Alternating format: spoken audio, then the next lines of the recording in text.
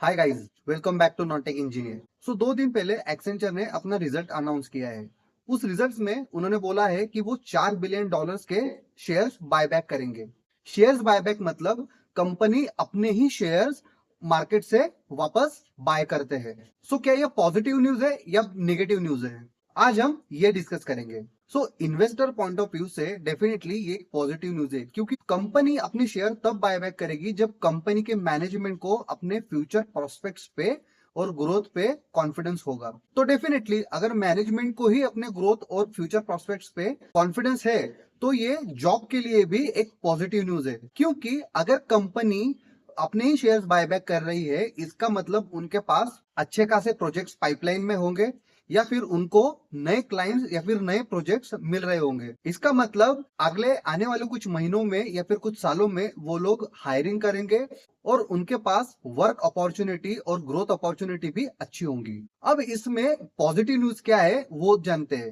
Accenture ने कुछ महीनों पहले अपना रिजल्ट अनाउंस किया था, उसमें उनका रेवेन्यू डाउन था। एक्सेंचर के मैनेजमेंट में बोला था कि हमारा रेवेन्यू आइदर डाउन होगा या फिर वो फ्लैटिश होगा। फिर भी एक्सेंचर का शेयर उस रिजल्ट्स के बाद अप हुआ है, मतलब एक्सेंचर का शेयर उस रिजल्ट्स के बाद बढ़ा है। ऐसा क्यों हुआ? क्योंकि एक्सेंचर ने उस रिजल्ट में भले ही उनका ओवरऑल रेवेन्यू डाउन होगा, लेकिन एक्सेंचर ने उस रिजल्ट्स में अपने जनरेटिव एआई और आर्टिफिशियल इंटेलिजेंस एआई वाले प्रोजेक्ट्स की पाइपलाइंस की ग्रोथ प्रोस्पेक्ट पॉजिटिव बताई थी और उन्होंने उस टाइम पे क्लेम किया था कि उनके पास ऑलमोस्ट $2 बिलियन के प्रोजेक्ट्स पाइपलाइन में है और वो बेस्ड ऑन जनरेटिव एआई और एआई है।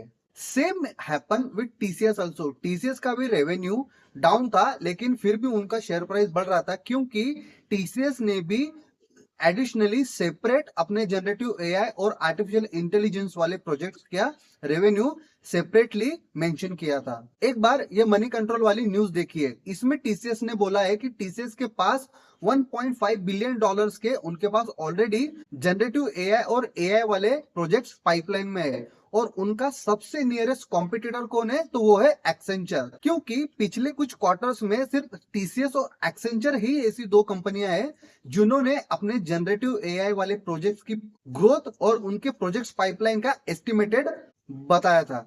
अभी तक ऑलमोस्ट कोई कंपनी अपने जनरेटिव एआई की पाइपलाइंस और जनरेटिव एआई में कितना उनका रेवेन्यू आने वाला है ऐसा उन्होंने नंबर्स कंफर्म किए नहीं है, लेकिन एक्सेंचर और टीसीएस ने ये नंबर कंफर्म करना शुरू कर दिए हैं। इसकी वजह से उनका ओवरऑल रेवेन्यू तो डाउन था, लेकिन फिर भी उनका शेयर प्राइस बढ़ रहा था। अब ये कोई इन्वेस्टमेंट या फिर शेयर वाली टिप्स नहीं है।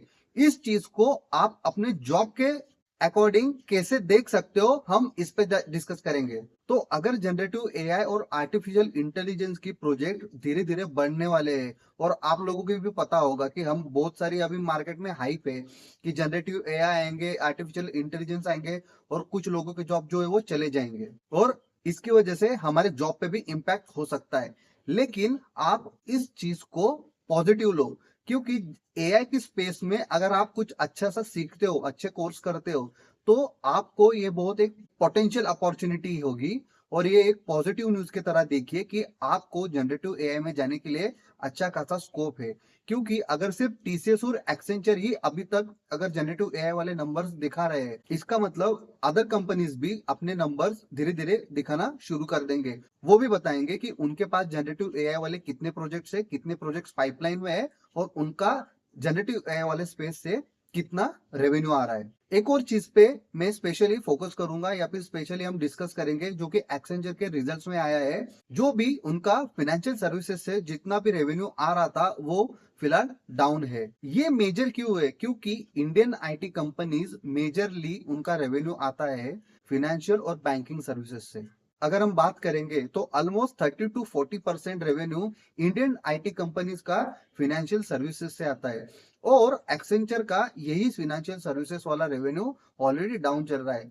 तो हमें देखना ये होगा कि अब टीसीएस, इंफोसिस, विप्रो और अदर कंपनीज की फाइनेंशियल रेवेन्यू वाला नंबर कैसे वर्क कर रहा है। तो समरी ये है कि आपको जनरेटिव एआई पे भी फोकस करना है, आपको नई टेक्नोलॉजी सीखनी है ताकि अपकमिंग मार्केट में जो भी नई टेक्नोलॉजीज आएंगी उसके अकॉर्डिंग आप अपने खुद को तैयार कर सको और इस कॉम्पिटिटिव मार्केट में आप अपनी जगह बना पाओ और अच्छी खासी सैलरी आप ले पाओ।